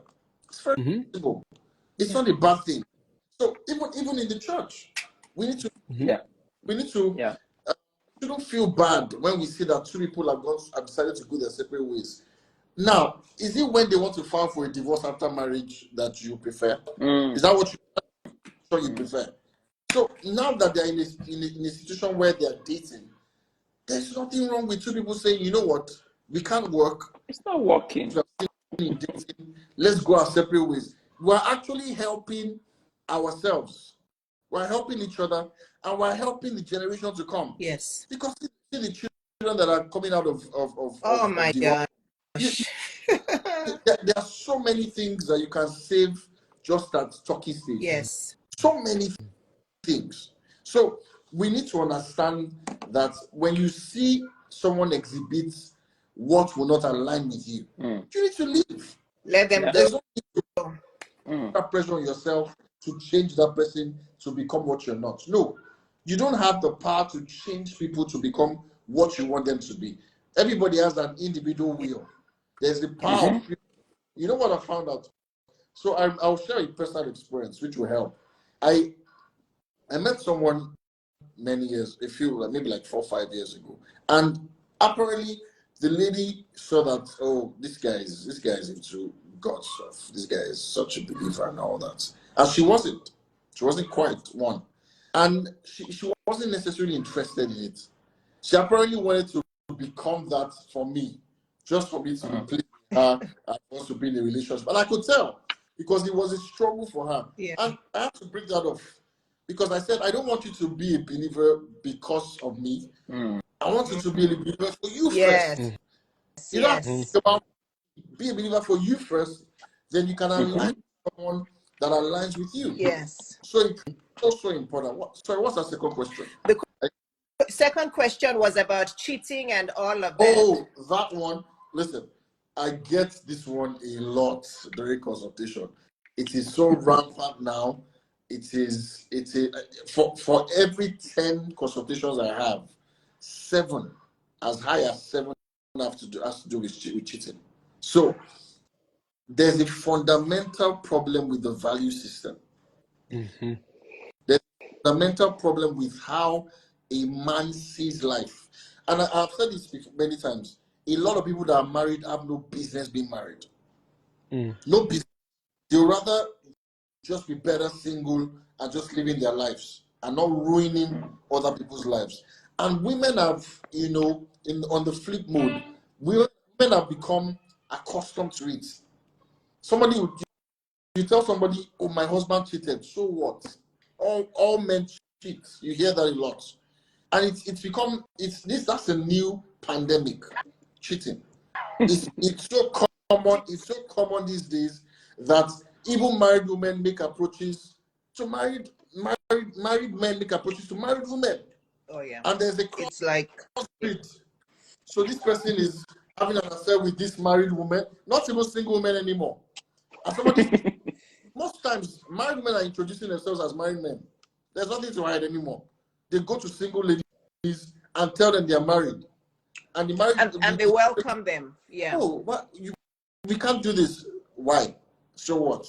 Yeah. So there's a fundamental problem with the value system.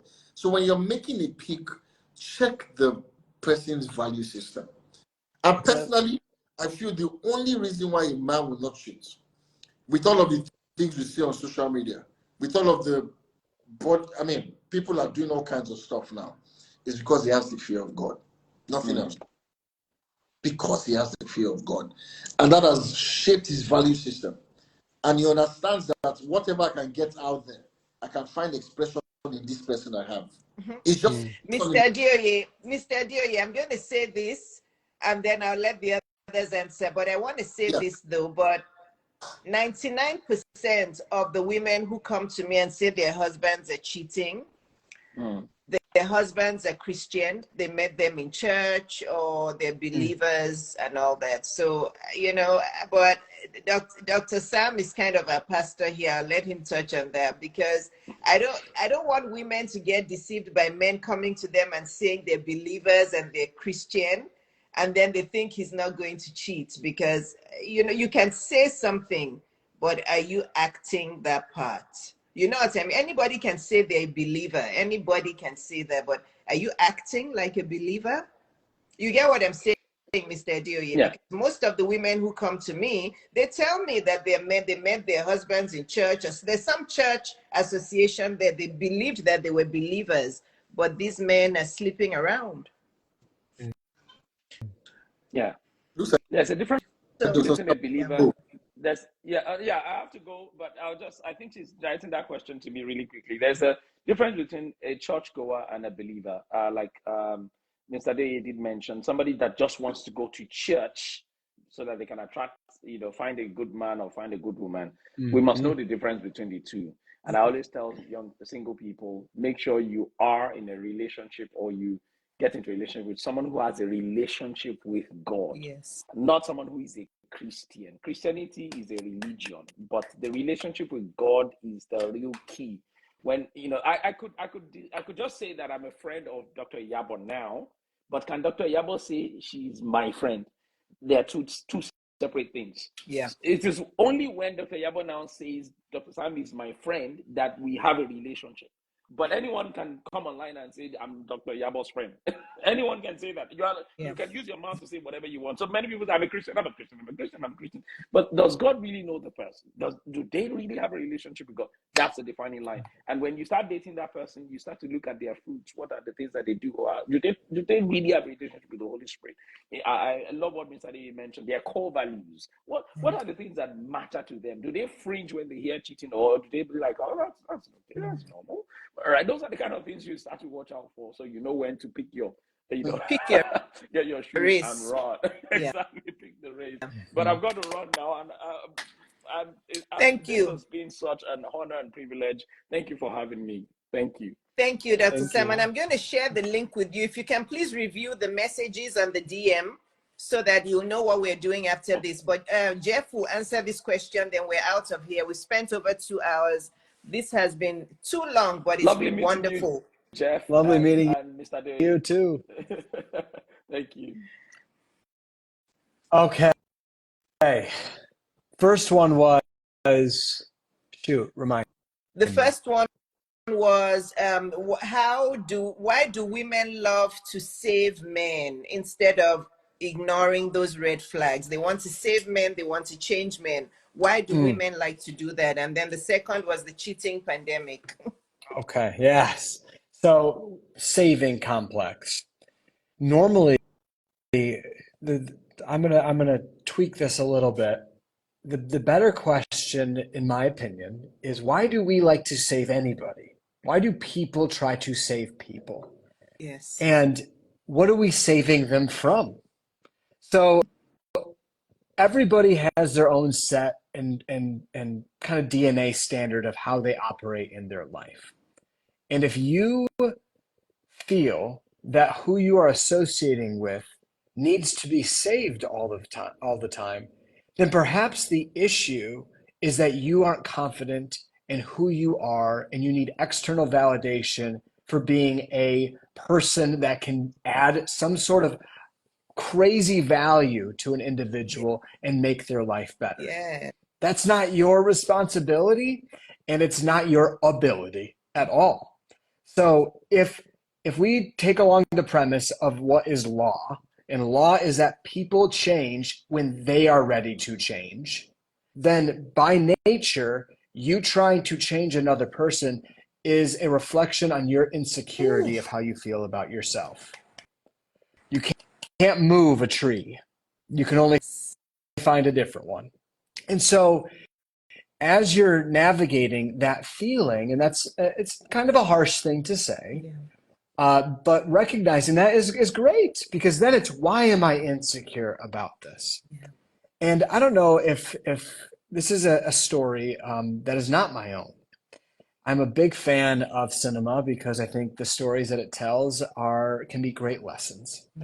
And if anyone's familiar with the story of Mary Poppins, it's a beautiful story where the father is away and working, and he's not helping around with the kids, and the kids need him desperately. Well, if you look at the reason why Mary Poppins was written many, many years ago, there's a movie made called Saving Mr. Banks. And the reason why, and the male's character is George Banks. He is the father of all the kids in Mary Poppins. And the reason why the author wrote it is, this is a true story, is her father was this beautiful dreamer. He was also a banker because of his dreaming mentality, and he was also an alcoholic. Because he was this beautiful dreamer and also an alcoholic, he ruined his banking career and therefore ruined his entire family. And she lost her best friend. He died at a very young age. Their family was very poor. And so she wrote the book to save her father. So George Banks was the saved version of her father. I see. And so ultimately, what are you trying to save is what I'm asking.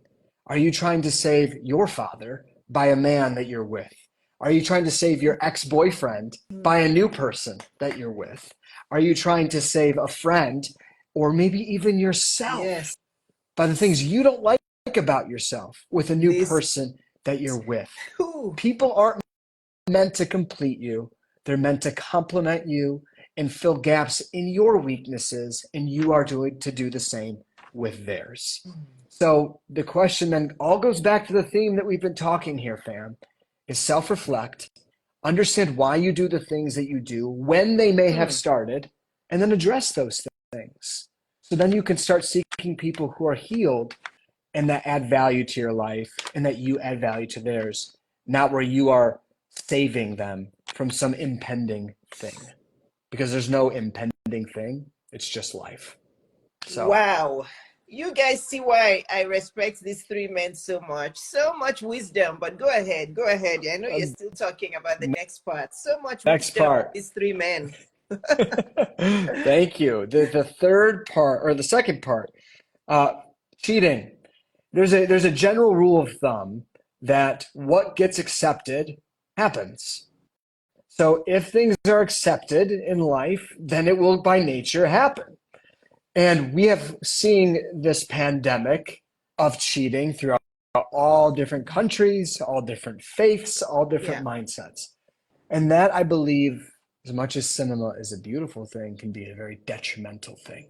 We are consuming things that are celebrating polygamy. We are viewing things that are celebrating cheating. We are viewing things that are celebrating premarital sex and marriage without marriage in the context of actually, you don't have to do any work now to have sex.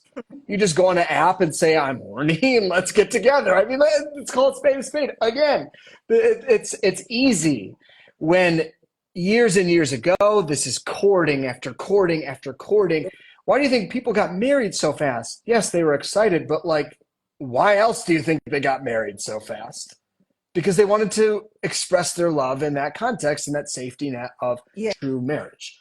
So where it comes into cheating is there's a number of things. There is truth that cheating happens long before the actual physical event. And so you need to be emotionally together and stable first. We see jokes all over the internet about once you're married, the sex stops. Like that should never happen. And guys, if it means that you schedule sex and make sure that you are fulfilling each other's natural needs as people. And that creates a deeper emotional connection. It creates a deeper spiritual connection, and it creates a deeper physical connection. It is a very beautiful thing if used in the right context. And then lastly is understand, and I think both of these gentlemen said this, and I agree wholeheartedly, is know your core values and know their core values. And if there isn't a misalignment on how their actions show up in those core values, there's your red flags. It will come out. It always does. I don't care if it's in 1 year or in a decade, it will show its ugly head. It can't stay internal forever. And so know what you're looking for and talk about that. Talk about it up front. I mean, it's what are your absolute no's? And if yours is cheating, let's talk about that. What is cheating? Is that just physical sex? Is that emotional cheating? Is that looking at other women or men? Is that pornography? It may be all of the above. But what is the absolute deal breaker? Immediate divorce, be done. Now, I will add this little caveat. We have to look at things, and this is very challenging. I'm not going to say this is always right, because on earth, unfortunately, we have different levels of crime, if you will. Cheating could be just as bad as pathological lying. It can be just as bad as, klepto stealing. It could be as bad as being unethical in your place of work. The interesting thing here is, when cheating happens, is it because of things that, and this is really challenging, but I am a believer of nuance. Is there something that you could have done differently? And maybe 1%. I'm not saying it's 100%. It could be 1% something. If there's 1% there and the person that cheated is extremely remorseful, showing that with their actions, trying to be better, and then actually changes their behavior, which we would call repentance, then perhaps there is an opportunity to forgive. Yes. But perhaps not. Or perhaps there's an opportunity to forgive and not be together as well. So I would also suggest to be mindful of the nuance. But the reasons that this is happening, when it kind of takes us all full circle, is we have to be mindful of what we're choosing in the beginning and being wise in our decisions, being wise in our communication up front, and finding people that align to our core values and that have strong core values that we align to as well. So I'll leave it at that. Wow. Even I will rewatch this video several times, and I'm a happily married woman, but I'm going to watch this video over and over and over again because there's so much that I want to even sink further into my spirit. Before I let us go in 1 minute, somebody posted always someone just said her friend is always picking men who cheat on her. What should she advise her? Advise your friend to watch this 2-hour video 10 times over and over, and she'll realize why she's picking men who cheat on her. She doesn't know herself. She's not self-aware. She has low self-esteem, and she needs to completely stop dating and work on herself for at least the next 2 years. But she needs to watch this video over and over and over again, and tell her to follow the 3 gentlemen that were on here, and she needs to binge on their content as well. Jeff, Mr. Dioye, I don't know how I can thank you guys enough, but I'm so grateful for your time, your expertise, your humility, your kindness, your laughter, your sense of humor. We laughed, we did everything on this live. I'm really grateful to you. Thank you very much. And I hope we'll do this again sometime, maybe later on this year. But I'm really grateful to you. God bless you both, and God bless everything in your lives. Thank you very much. Thank you so much. Thank you. Thank you so much. Thank you, Dr. Iyabo. Thank you, guys. Thank you. Have a wonderful day. Enjoy your families today. Thank you. And I know you're single, Mr. Dioye. Wink, wink. You should have been able to catch one of these single women on my platform. There are many that live in Lagos. You hear soon. Yes. Hear soon. And I have to be at the wedding. Wink, wink. Okay. Bye, guys. Bye-bye. Bye.